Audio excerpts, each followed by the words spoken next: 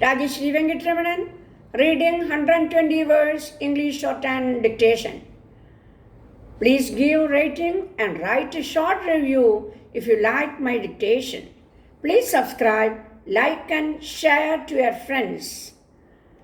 Okay, we can start.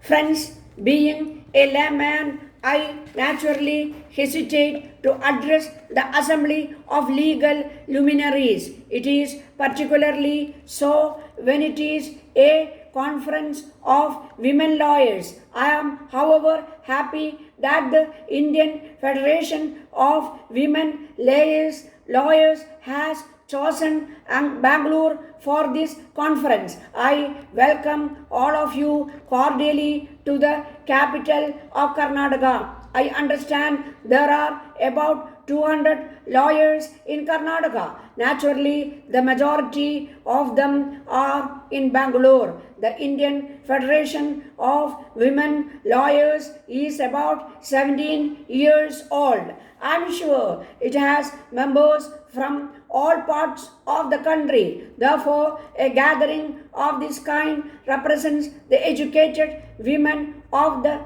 entire country. There are not many women in India who have the advantage of higher education. In fact, even at lower levels, there are more boys than girls. You are therefore the cream of the Indian society. By lawyers, you are considered of both the rights and the responsibilities of the citizen. The days are over when women were confined to the kitchen. Western education did much for women. I am proud to recall that the old Mysore state was one of the first in India to have a separate college for women. It not only gave information on a variety of subjects but also gave confidence to the Indian women. Today, we have women in every walk of life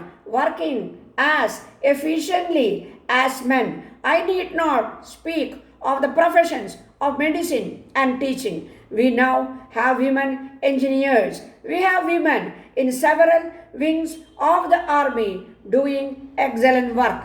In free India, we have women governors and ministers. We find women employed in the central and state government service. More than 50% of them hold senior posts. We have women scientists and women judges. The Constitution of India guarantees equality, and this assurance has been translated into a reality to some extent at least. Today, in legislature and laboratories and learned bodies, we have women sharing world and responsibility with men. But this is not to say that women have no problems at all. It is still a man's world.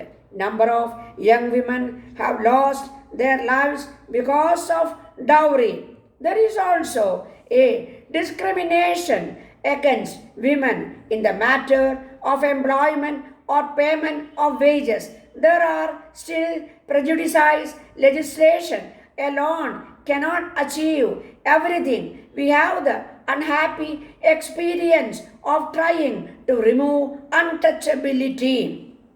The law is there, but we have still to educate our citizens. The same is true of the injustice which women suffer. In this context, I want to make 2 points. First of all, as lawyers, you share certain duties and responsibilities with the men lawyers. For example, one object of your federation is to educate and encourage research in different branches of law. Another objective is to devise measures to extend free legal aid to the poor. A third objective is the evolution of a uniform civil code. All these tasks are common to men and women lawyers, but as highly educated women, you are naturally interested in certain other matters. Only women can understand in how many ways women is exploited in the society. Quite often, men may not even recognize the exploitation. It may not be deliberate. Therefore, as women, you can certainly understand women's plight in the society much better. Government's work alone cannot do everything. You, as women, forming a highly respected class in society, have to play a vital part. Your knowledge of law will immense help. Our social workers who do not have this knowledge are naturally handicapped. All this means voluntary work. The mighty lawyers of yesterday sometimes even gave up their practice and slaved for the country. I believe the women lawyers have to work with the same missionary zeal. Even without sacrificing their work, there is so much they can do. Let me give just one example. We all want equality of opportunity to women in the matter of employment, but so often it means going to other places. In how many towns and cities are there working women's hostels, and how many of these hostels run satisfactorily?